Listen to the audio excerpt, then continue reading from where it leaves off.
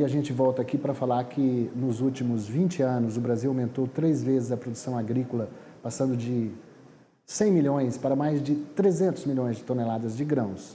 E olha que apesar de todas as dificuldades climáticas, o incremento de produtividade foi aproximadamente 2% ao ano nas últimas 2 décadas.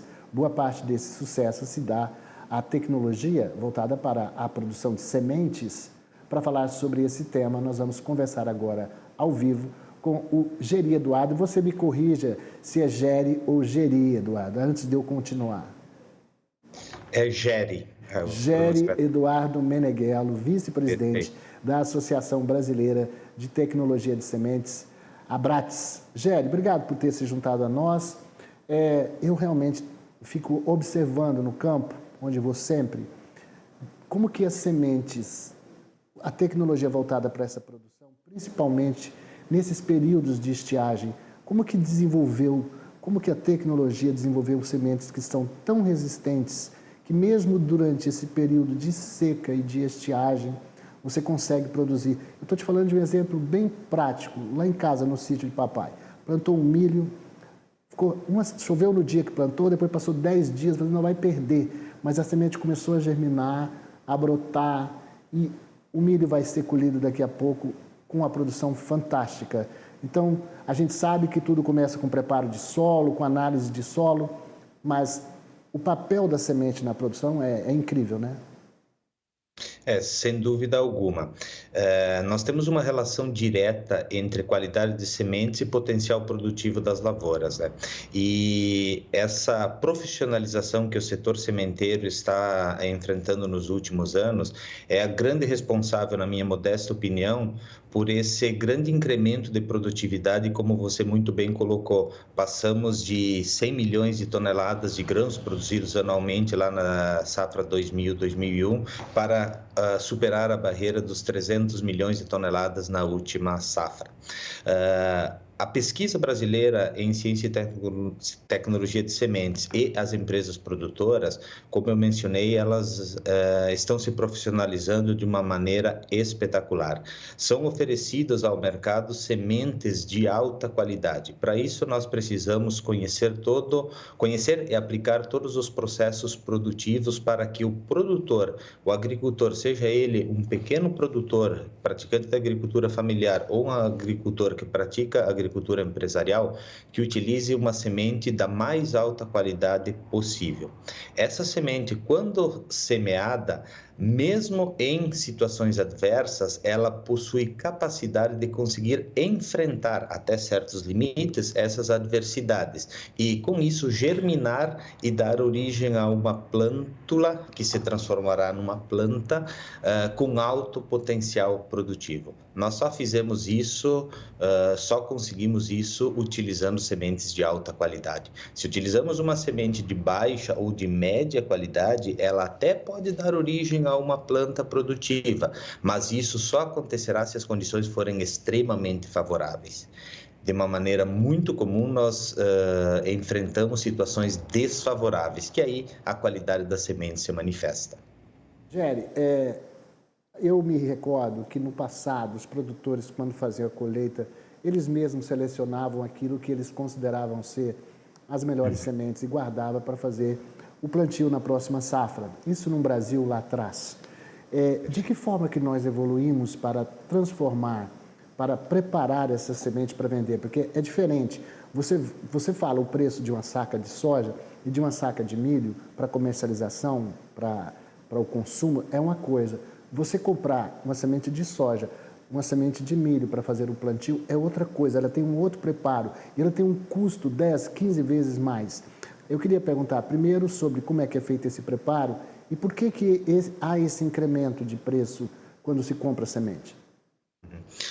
Se a gente fizer um reporte histórico da evolução da agricultura, a agricultura iniciou exatamente dessa forma a partir da seleção das melhores sementes para semear para as próximas safras, né?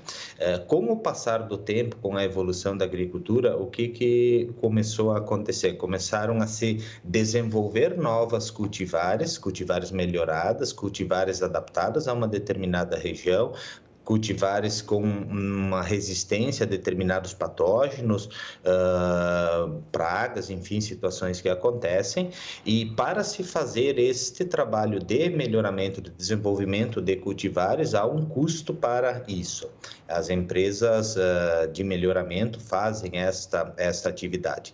Quando um agricultor adquire uma semente de uma cultivar melhorada, estes produtores, essas empresas de desenvolvimento de cultivares, elas passam a fazer jus a um royalty, e é por isso que tem um custo diferente de desembolso de uma semente e de um grão. Somado a isso, Valteno, o que é necessário se considerar? O processo produtivo de uma lavoura destinada para a produção de sementes, ele necessita de alguns cuidados adicionais. Vou usar o exemplo, por exemplo, da cultura da soja. Nós precisamos fazer um controle de uma praga de percevejos muito maior, muito mais intenso do que numa lavoura destinada à produção de grãos. Somado a isso, nós precisamos fazer todo um processo de colheita num determinado momento, com nível de umidade adequada, passar por um processo, na maioria das vezes, de secagem, por processos de beneficiamento, de limpeza, de classificação, para selecionar somente aquelas sementes que realmente possuem a qualidade desejada, ou seja, uma alta qualidade, principalmente fisiológica. Soma-se a isso também a necessidade de se armazenar as sementes numa condição favorável. A gente tem uma máxima qualidade no momento chamado de maturidade fisiológica, que acontece antes mesmo da colheita, e a gente precisa armazenar essas sementes sob condições que favoreçam a preservação da qualidade. E é por isso que todos esses fatores somados, eles vão agregando valor à semente, porque você desembolsa, sim, um valor que em alguns casos ele é considerável, mas o potencial produtivo, a capacidade de entrega que essa semente tem, certamente compensa o investimento que é realizado. Temos aí, por exemplo, papéis das empresas de pesquisa que fazem o desenvolvimento dessas cultivares e das empresas que comercializam e que fazem todo o trato dessa semente para que ela possa chegar com qualidade na mão do produtor. E aí eu te pergunto, já para caminhar para o nosso encerramento aqui, essa nossa tecnologia na produção de semente também está sendo exportada? A gente exporta sementes para outros países?